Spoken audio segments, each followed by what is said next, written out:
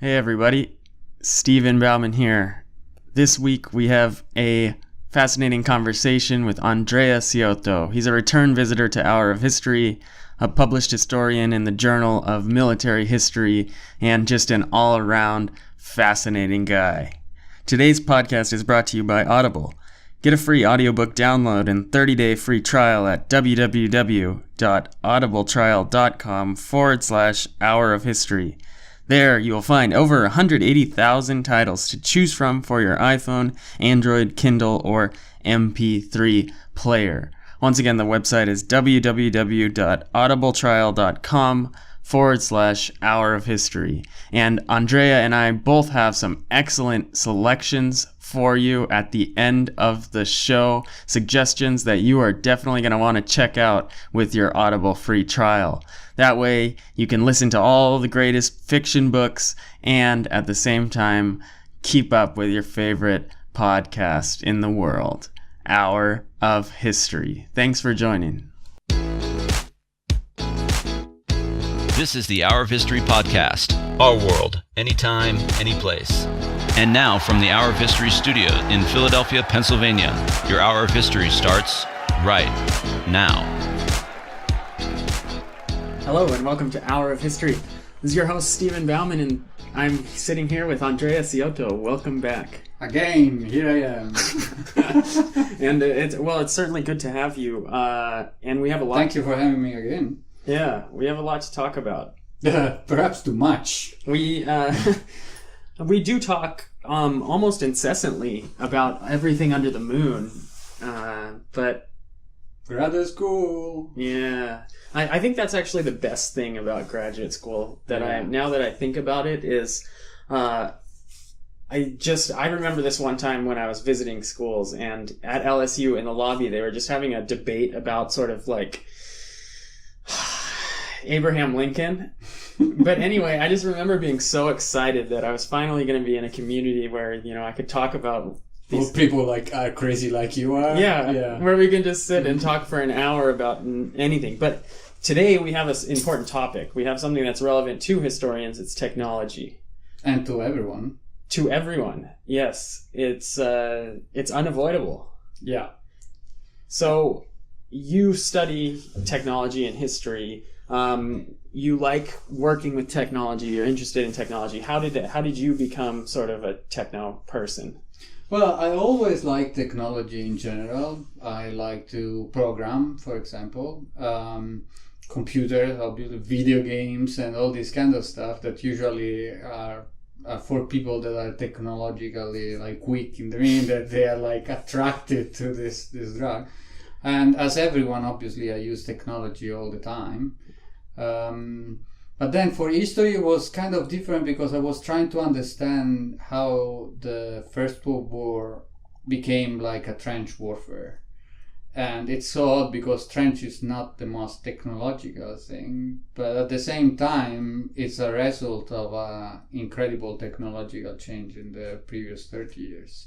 So was that like a professor or a teacher or someone said, trench warfare has changed war? Did you just see this and think that's pretty weird? That's actually, if I go the long way, then we end up in something that you will love because it's the Meiji Revolution. That's about this time. I always loved the period of time of the Second Industrial Revolution because the First Industrial Revolution is still something that doesn't change the life of everyone. It's something that is linked with industry and sure change society too in a bigger way. But in the Second Industrial Revolution, you have people that for the first time push a switch and they have electric lights, and people that jump in a ship that is as big as nothing have been built before, and in less than a week is across the ocean.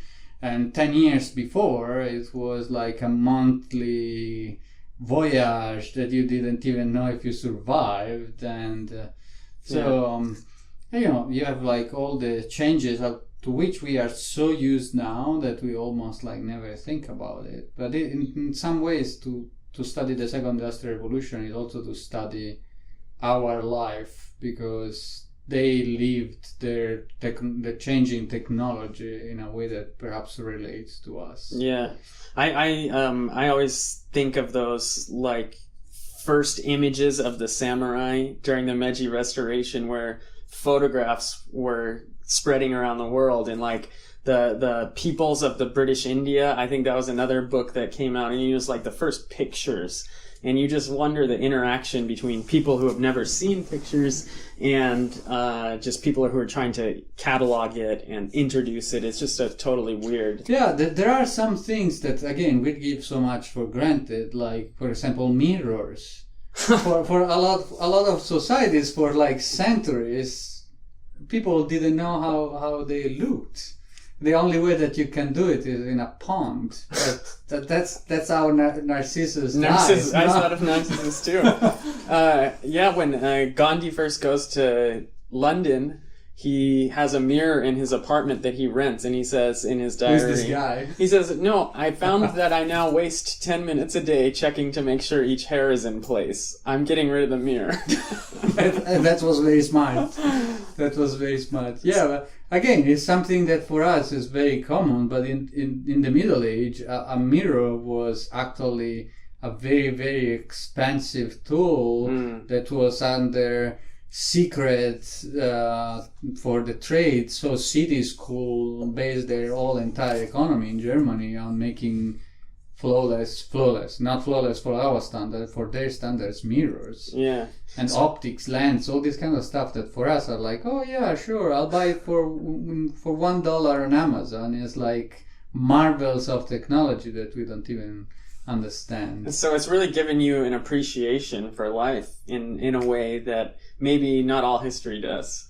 Yeah, no, I think so, because it's so evident the idea of progress, that it's a double-edged sword, because obviously progress, technologies, or those are like very trap words, because then you think that progress is something that is automatic and unidirectional, that takes only one direction, and that will be the paradise of society. Well, it's actually much more complex, the thing. And perhaps we can talk about that, the complexity of the... Yeah, and so you're seeing technology in a way that when we say the word, people aren't necessarily thinking of that. They're thinking of modern technology almost immediately. I think most people who are listening, and most people just in general, think technology and maybe a phone pops into your mind or something like that. How do you introduce what you study? You study older technology. So, well, first of all, I studied first the technology during the First World War. So, clearly, it's easier for me to dispel the idea of progress from the idea of technology, because, well, technology brings also violence and destruction, the atomic bomb and this kind of stuff. But also, I don't like... some historiography did like analysis on technology on the First World War, thinking only on the cutting edge technology, like airplane or tanks, big changes in technology. Technology in reality is a social system around an object. So if you can have an airplane, but if you don't have an airstrip, if you don't have mechanics, if you don't have the people that make fuels, the airplane is an empty shell that doesn't do anything. So what I'm trying to do with the First World War is that I'm trying to use technology to address another problem, that is the participation of the soldiers to the decision making on the battlefield. So I'm trying to show how soldiers actually use technology to influence their destiny in the war.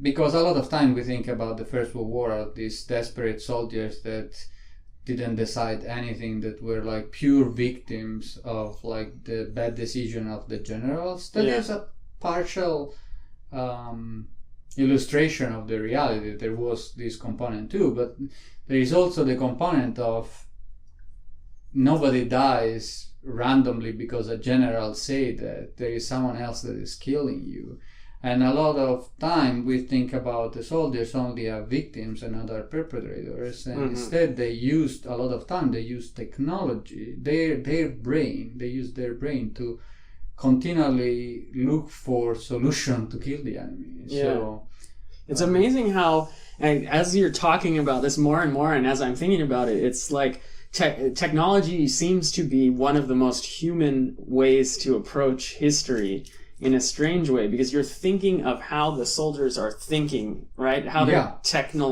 how they're engaging with technology for their mission, which is to kill. Yeah, and I mean, it is very human, because it's very difficult to find something that you define natural. I mean, it's the old, like, false identity of, like, oh, what are you, now I'm drinking a soda, and there's, like, usually, like, Steve makes fun of me, it's like, you are drinking chemicals. That's totally true, and in this case it's more true than in any other case. But even when you're drinking tea, you're drinking a solution that is being chemically extracted from a plant. So it's and not to mention the bag and the rope. Oh yeah. And one of the ones my advisor Howard Spodek used to always say is the shipping container box is least. No one thanks that piece of technology, but the Coca-Cola, the tea bag, they're all being transported in this shipping container, and if those containers don't exist securely, it's hard to move the stuff, and pirates steal a lot of stuff. Yeah. Not to mention merchants and sailors. That's why I actually like the idea of a technological system and not of technology by itself. And that's why I'm trying to move forward in the military history, because a lot of time we think about, oh yeah, sure, a new bomb has been invented. But if you don't think how to use them, if you don't create what is usually called a doctrine, but also an understanding how the army uses it, like all the how you train people to use it, that's simply an object, and it's particularly clear during the First World War, because they had the technology, but they didn't plan in advance how to use it properly, and that's why they slaughtered themselves for 4 years. Well, it seems that it's not only the First World War, but that seems to be a repeating theme throughout wars, and the atomic bomb,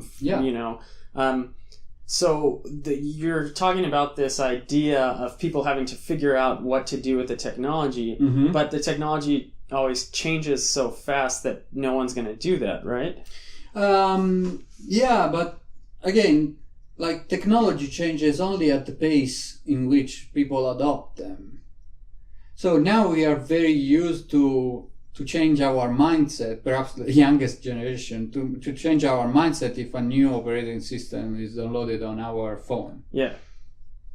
I give the same phone to my mom, and she's desperate because So what happened to all my buttons? Yeah, if people weren't receptive to the change in technology, you wouldn't have the same pace in change of technology, because technology is not an invention that comes from a brilliant mind, that single-handedly invent the light bulb. By the way, I'm sorry if I'm going to spoil the thing, but Edison was not the guy that invented it. Don't you revisionist history right here. Yeah, I mean, he invented it, but actually it was his whole team. He's hired more than 20 experts, physicists, electricity, the people that were studying electricity, engineers, and they all together make the first invention lab, and that was his big invention, but was not the light bulb, because the light bulb actually have been invented by one of his colleagues. So one of his dependents. Let's stick with the light bulb example then. How did humans then change light bulbs? So it's an odd interaction, and we can enter in deep theoretical discussion on that, but I don't know if the public will be starving for that. Yeah, I don't think so. But the light bulb. So the light bulb by itself doesn't change anything. Doesn't even emit light, obviously, because you need electricity. And for electricity, you need a whole system that is obviously the power plant, and then all the cables, the plugs. I mean, as soon as you move to another nation, you didn't bring the plug that switches not your charger, then you're lost. No, so actually, and it's not only a technological system in the meaning of a system of objects, but also as a system in the society, because the society adopts and modify the use of the stuff. So I don't know how many like people can actually think in advance and know precisely what people will do with some kind of technology. You put a technology on the market, and a lot of time this is changing because the interaction with the public changes the use of the technology itself. One example that an historian made in the past was the one of trucks. I mean that when in the United States, people like in the early 20th century were buying cars, and they were using cars to wash their clothes. And you're like, how do you do that? Because they were basically making washing machines and attach a wheel to a belt and use the power of the engine to wash their clothes. So it's not basically just a washing machine then. Yeah, their interaction was different. Or like the telephone, it's not straightforward, the history of telephone. You have like communities that didn't want companies to control their talk. So basically they installed in their towns by themselves a system of speakers that they could use to not move from house to house, because that's what you want to do with the phone, but without a company that controls you. And that's could lead to Google. No, I mean, the first time the iPhone came to the market, nobody could think that actually our life now is so dependent from them. It was still a phone, but it takes pictures. The first time that I saw, I said, that's a very expensive phone and a very expensive camera at the same time, and the pictures are worse than my digital camera, so why should I ever buy that? It's a fad. Yeah. So this is very interesting, and I think it happens often with talking about technology, maybe more so than other areas of history, is that it's like you're always drawn into the future, though. Almost with every... Yeah. But we don't get that way with, say, language necessarily. It seems like technology moves faster. Is that unfair? No, it's not unfair. It's scary fast. It was scary fast in the past too. We keep saying, and I keep saying in class a lot of time, when my grandma was born, horses were common, all this kind of stuff. But the reality is that there is no person alive that remembers how was life in the Middle Age. Yeah. And what was their mentality. It's lost. We can obviously read it in memoirs and diaries and this kind of stuff. But nobody that was born in 1801 and was riding their horse all their life can come to us and tell us.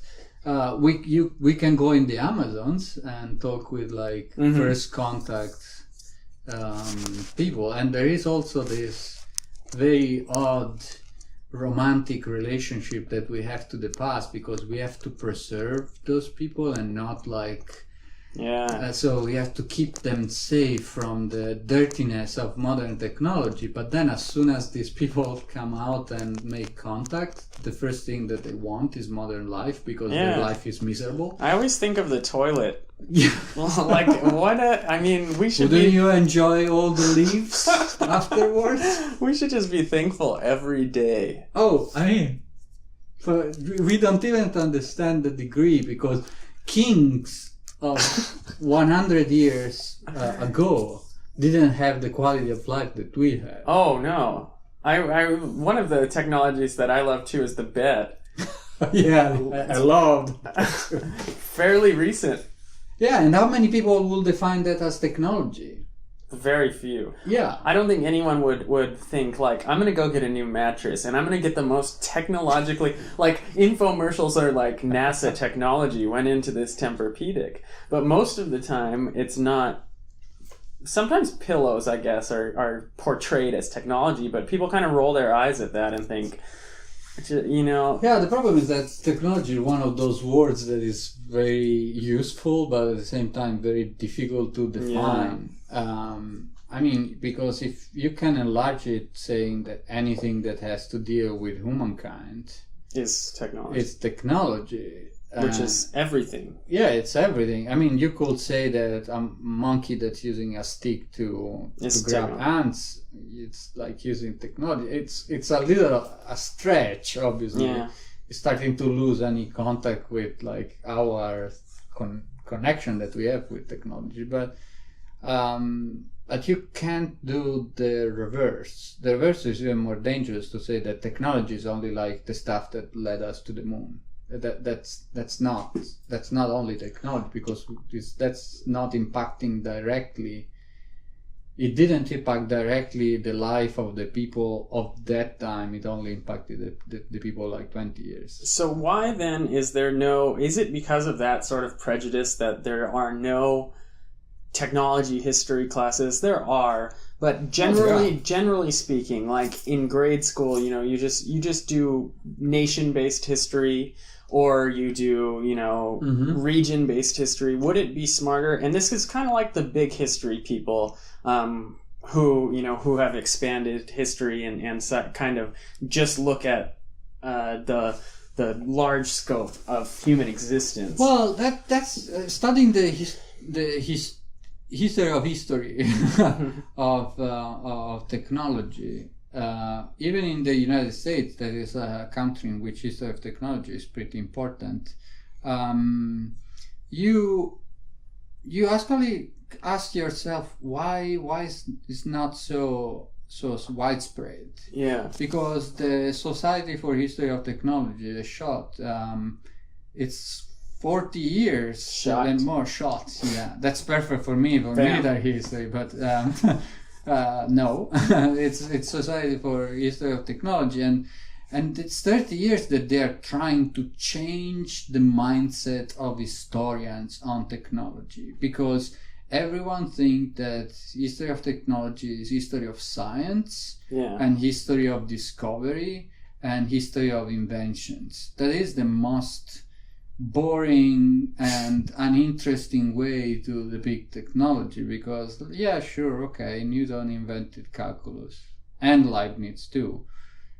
So you already discover a problem that two people invented the same things in the same time. So is that invention, or is that there is an environment that is leading to that thing? There is always this dual nature of technology, but also it's much more complex, because technology is not a demigod that comes and gives you fire and then you bring the fire down. Like, you have a society that is like adopting or not. How many things have been invented multiple times because they died? I mean, probably like the invention of fire happened like in parallel on multiple locations, multiple different times, and then forgot. Even the transition of technologies like gunpowder from its use in China to its use in Europe is completely different. Yeah. I think those are interesting points. I wonder, do you think any of it has to do with, say, historians' lack of scientific ability and like a fear of engaging too deeply in science? Like, I know Copernicus and heliocentricity, but I don't understand it. I don't know if I could explain it to an advanced level. I totally agree, and I mean, we discussed it here a lot of time in private, not in public like now. No, this is when we're fomenting revolution. Yeah, when we are fomenting revolution. I mean that historians tend to be old-fashioned almost by definition, because they like the past now. So we like our books, we don't like our PDF, and I'm totally related. I love my PDFs, but my house is like full covered. You love your books too. I totally love my books. The problem is that technology is important in this world, and I think that we are doing a great disservice to not thinking about that just because we don't want to study the importance of math. Because society, it's good enough that we are studying economy. Yeah. Why should we study like mathematics, or not even like totally understand mathematics at a professional level, because that's asking too much. But for example, understand how important is that calculus was created or not for the changes that allowed. No, and you don't have to study calculus, as you don't have to study the engine, all the physics and engineering in a diesel engine to understand how important it is that we have engines in cars. Yeah. And what they allowed. So on one side is this kind of fear. On the other is that it's a fairly complex devil to tame. Mm-hmm. Yeah. So nationalism, you can talk a lot of time, but it's more like it's complicated, it's impossible to define, but it touches core chords that we are more used to. Instead, if you add like to the complexity of technology the fact that you don't understand it because you're an historian, then it becomes like more complicated. So you've done some interdisciplinary work, right? Where you're sharing history with people who are not necessarily historians. Or is that something that it's harder for historians of technology to do? Because it seems like at the cutting edge of technology today, there's not often a historian invited to the conference type thing. Why should they? They don't care about the past. They only care about the future. And that's actually an incredible problem. Mm-hmm. Because as we notice now, it will be better if like Facebook hired philosophers on thinking of how to deal with the philosophical problems that they have. And that's the same for technology. And they recognized it, for example, when the atomic bomb came out, because all the physicists apparently became philosophers. Should I do this? Should I not do this? I'm death, not destroyers of the world. This is after they dropped the bomb. Yeah, after they dropped the bomb. But even, I mean, during they knew that was destructive. They knew the amount of energy, but between numbers and results and watching the results. So one thing that as historian we necessarily have is empathy. Because to understand the past, if you don't have empathy, you can't.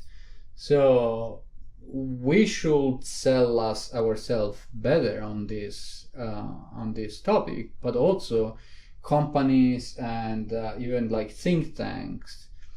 It's better that you hire people that know how to think in perspective about that. Mm-hmm. And economists are very good in thinking in perspective about the future of the economy. But not everything is money. So also, if you get four economists, you'll have four different futures. Yeah. Well, I mean, that's the same for historians. But at the same time, you can't afford to not do it.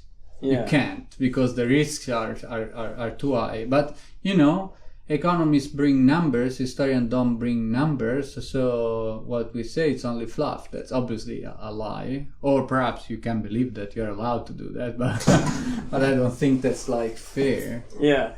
So that's interesting, but how does a historian engage with the modern technological world while still studying the past? So hopefully we can now transition, and the way I see this done is a little bit of how you do your work.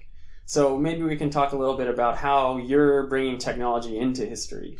Well, into the work, the job of this. Yeah. So we'll talk a little bit about just being a historian and. Well, that will surely help for historians to be less scared about technology. So I love programming, for example, and if I was the director of Temple here, the history department, I will almost oblige everyone to take a course in programming. And so what does that mean? So for a liberal artist, I mean, programming is like a massive word. Yeah, it's called, I use Python, C++, C#, but it's basically When you have to do very boring stuff a lot of the time, and it takes a lot of time. Well, if you know how to program, you can make a small program that in 2 hours of programming those and 5 minutes of computing, or like 50 seconds of computing, those what it takes you to make like in 3 months. Yeah. So you're telling me it's worth investing that amount of time to learn programming, spending that time while I could be reading books. Yes. Just 100%. 100% for 2 reasons. The first is that our society is data-driven, and it will be more data-driven in the future. If you don't know how to program and another historian knows how to program, that historian will write the book that you wanted to write in 1 year, while you are trying to write it in 10 years. It's a tool that is becoming necessary. And I mean, I had the same experience when I went this summer at the Imperial War Museum. Yeah. That basically their web search system is, let's say, in its infancy. I don't know if it will ever evolve, but there is not a good tool for researching their archive. So what I did is that instead of like fight with the system, I scraped the system. I basically downloaded all the pages that I wanted and created list of data from those pages. And so I only used the list of data to look for the document that I wanted. And sure, if it doesn't look like interesting to you, or like if you don't think that is a strong thing, or is only like an unimportant thing, you should think it again, because the archivist came to me at the end of the research saying, I don't know how you came out with that list in so few time. And then I had like incredible problems, because they are changing also their like system of offering the data to you, the actual document to you. So you have to ask in advance a week for documents, and you have only a limited number of documents that you can access per day. But then when one day she came and she said, the archivist came that was assigned to me, and she said, so there is a problem with this document, but we have other documents that are this and this. Would you mind to change the list and send it? If I had to do it by hand, it would have taken like, I don't know, at least 3 days of 24-hour work. Instead, it took me 5 minutes, because I already had the data that was all clean. I only had to copy paste stuff and I didn't do it. I created a program that was doing what I wanted, but much faster. And you created this program using a programming language that you taught yourself? Python. Yeah. Okay. Yeah. So you don't have to teach yourself, because now, for example, at Temple they teach you Python for free in labs now, and it's really as easy as just going out and knowing I need to learn Python. It's not easy. I mean, it's like learning another language, right? But why is that so natural that a department is asking a historian to learn French? And it's so unnatural that a department is asking you to learn Python. So would you tell someone who's an independent historian to start with Python, then go to French? Or not even bother with a language, because the technology will be able to cover it? I mean, I don't know. It depends also from the person, in the meaning that, if someone tells me to learn German, I say, oh yeah, I know that I should do it, but it will be so painful for me to learn it. Eventually I'll have to do it, but it's one of those things that takes a lot of time and frustration. It's very frustrating the first period of time when you're learning any programming language. It's even difficult to understand what the hell do I have to install on my computer to even run them sometimes. But at the same time, isn't that learning? Yeah. I mean, learning is always very, very painful when you start. And it takes time. It's a matter of like wait what is good for you, if you know that all the documents that you will ever access will never be online, don't even bother if you are an historian to learn Python, because, well... So medievalists can... they have stuff online too. Yeah, actually a lot of medievalists now, they can access archives that are digitizing everything. Almost everything's online. Almost everything. And I mean...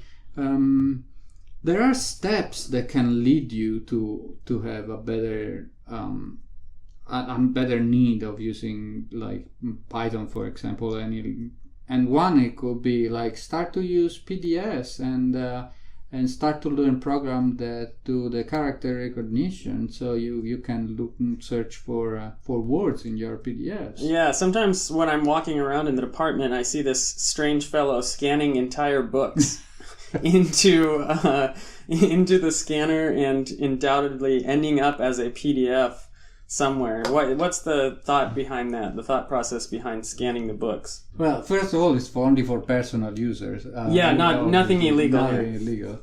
It's for research. And actually, I have a lot of books that are central in my thing. I actually buy the copy and then I scan them. Yeah, sorry, FBI, turn away. FBI, turn away. No, it's not illegal.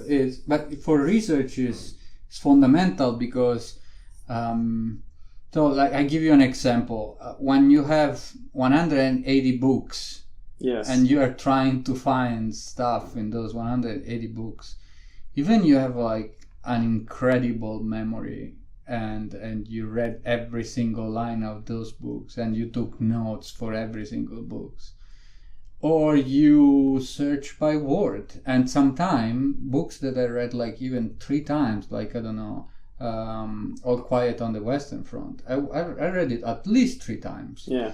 But I'm not like, I can't remember what's the page in which he precisely was talking about that concept. That memory. So I search for it, and because it's scanned as a PDF. Yeah, because it's scanned and I can search by word.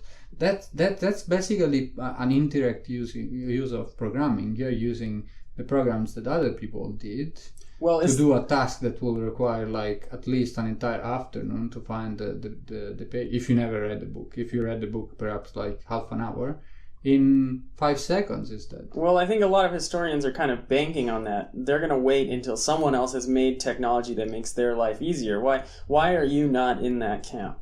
Because I need to write and I need to come out in this world and offer myself as like someone that knows how to do this stuff before. Mm-hmm. And actually for me it's perfectly fine if you don't learn, if no historian want to learn programming, because I have my perfect niche in which like I say, I'm the only historian that knows how to use Python. That's not true, obviously. There are few, but there are. But the reality is that, for example, I published an article on the Journal of Military History. So even like now I can bolster my ego, saying that's like the Journal of Military History in the United States, and I did it only because I could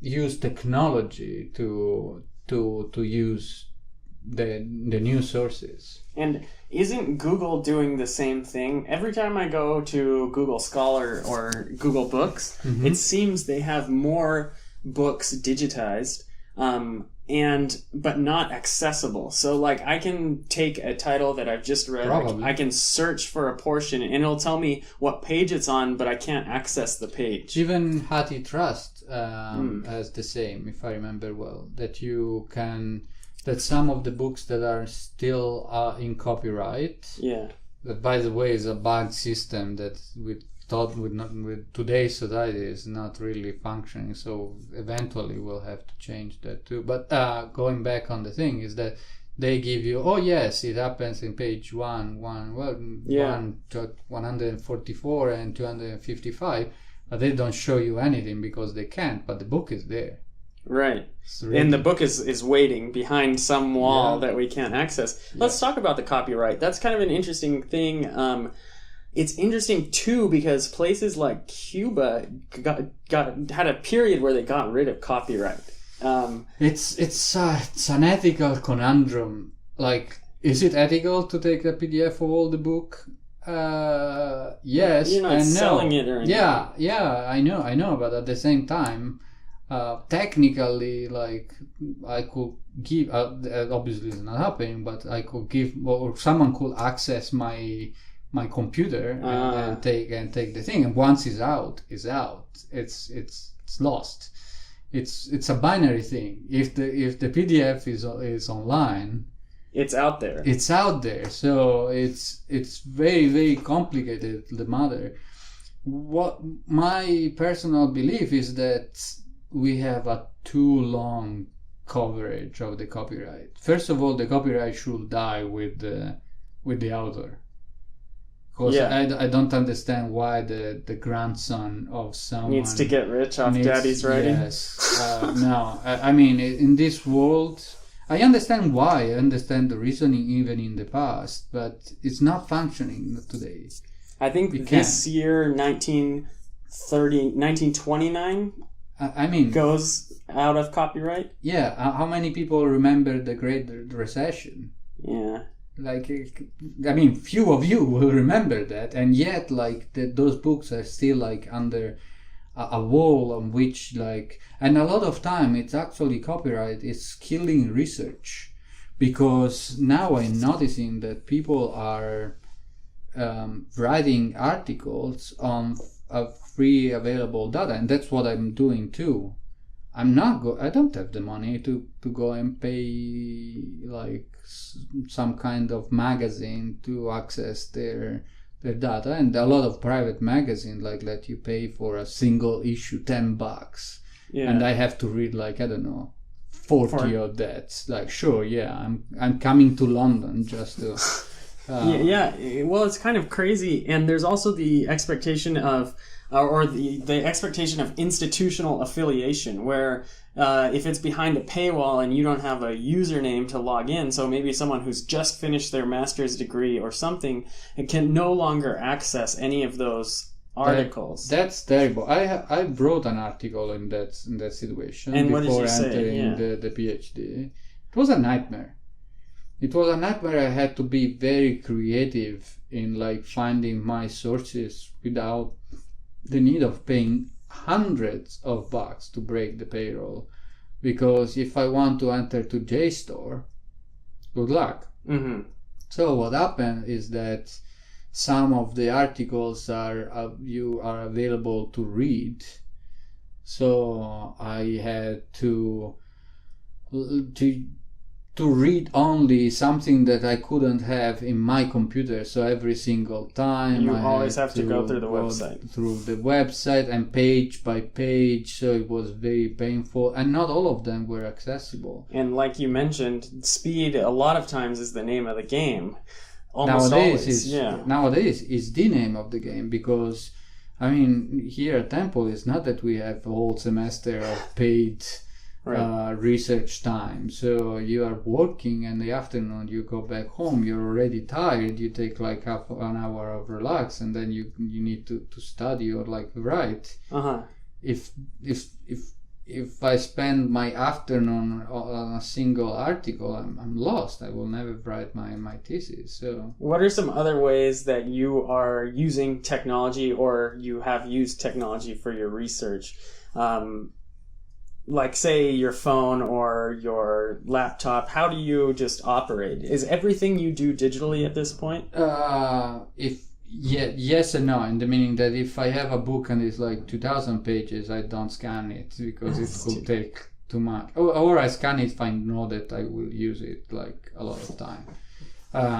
But most of the time, as soon as I have a book that is going to be in my thesis, and I read it and I scan it and I see that's important, I go there and, like, I scan it, because it's the only way that I can keep up with the actual research. Mm-hmm.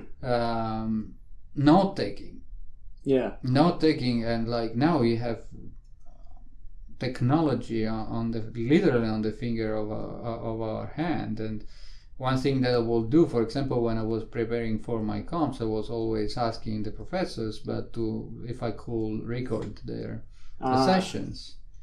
And so I was there talking with them with the cell phone in the middle as spying us. But now I have all this conversation there, and if I know that, I don't know, I want to make a lecture on the relationship between object and technology, I know that I talk with my advisor about that on his technology.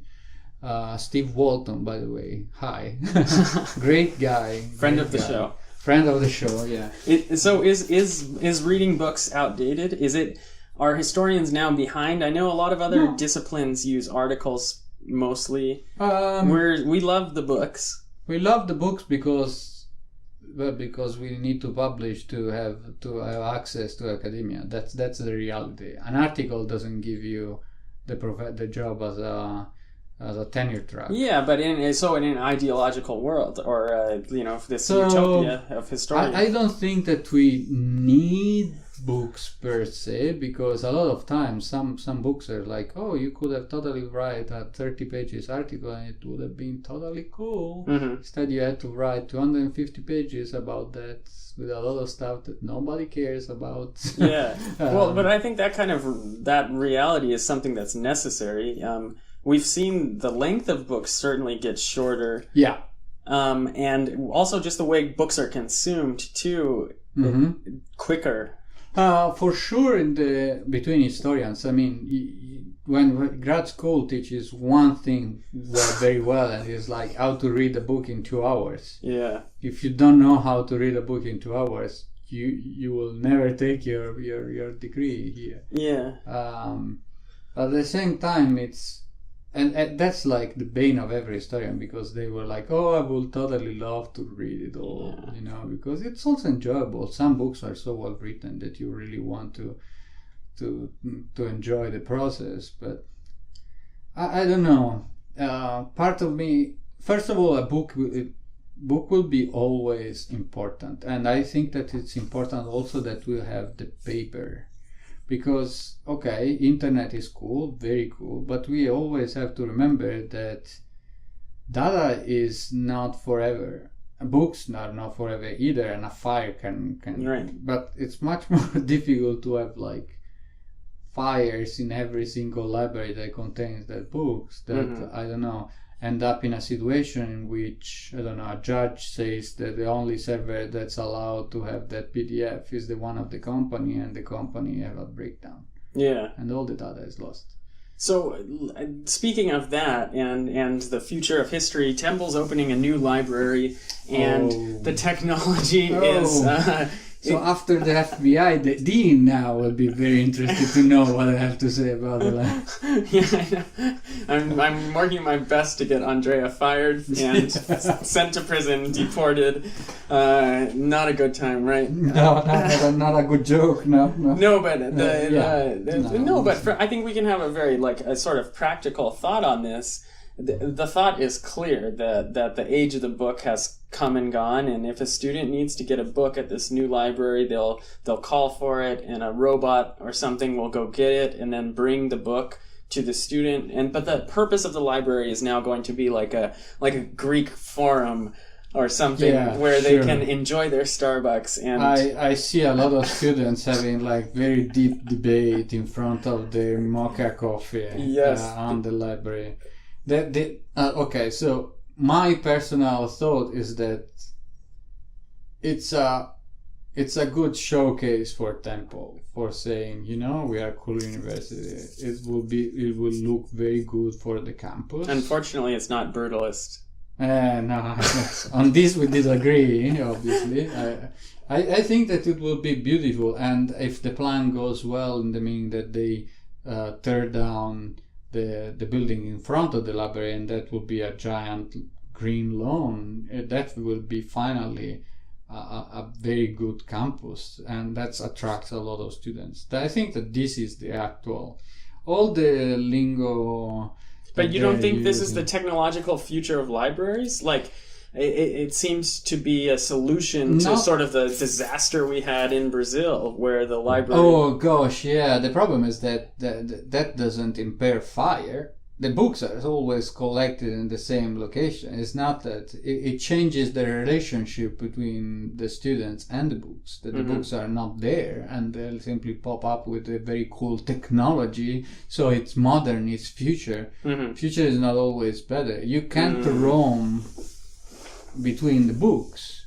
The other day I went looking for a single book on trenches, because I'm boring. Yeah, I know, a dreadful thing. But then I found like 2 other books on topics that I say, oh, a moment, yeah, I never read a book on this specific battle of the First World War, a whole book on this specific battle on the First World War. Perhaps I should. And I pulled it off. Yeah. And now it's in my house. I don't think that I would scan it because it's not directly related with my research. But at the same time, I was roaming, old-fashioned. You walk between like walls of books that are like organized by topic, and you look for something, and then you find the inspiration on a title that is like 2 books on the side. And they apparently will try to put some kind of way of watch the books that are like, and that could be it, that could be okay, but they have to offer alternatives on the single like research by title, because that's not how research is done. Right. And a university should be the temple.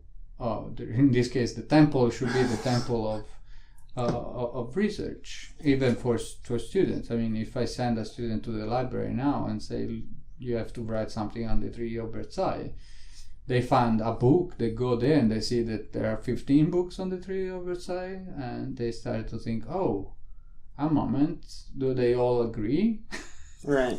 But even in terms of technology, I think now most students would, if they had to learn about Treaty of Versailles, they'd go on YouTube, listen to the latest Vox video that has 6 million hits. And that will be fine if I know precisely that the guy that made the video of Vox read 15 books on the Treaty of Versailles. Which is the case never.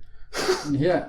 I mean, if you've watched those videos, I used to use them, but they're becoming farther and farther from the sort of rooted in good historical study. Yeah. But they're easier and easier to access. And you have a funny story about this in terms of technology that showed up on ancient drawings of Islamic technology. Oh, yeah. So I read this article, and it's an article on fake images, and that was so cool. I sent it to Steven here, and perhaps you can put the link. Yeah, absolutely. And basically, this art historian, if I remember well, wrote this entire article on the fact that he discovered that half of the images used in that depict technology in Islam, in ancient Islam, even in museums, are fake, are modern fake. Because instead of being originals, they are today's interpretation of what was supposed to be technology in ancient Islam. And that's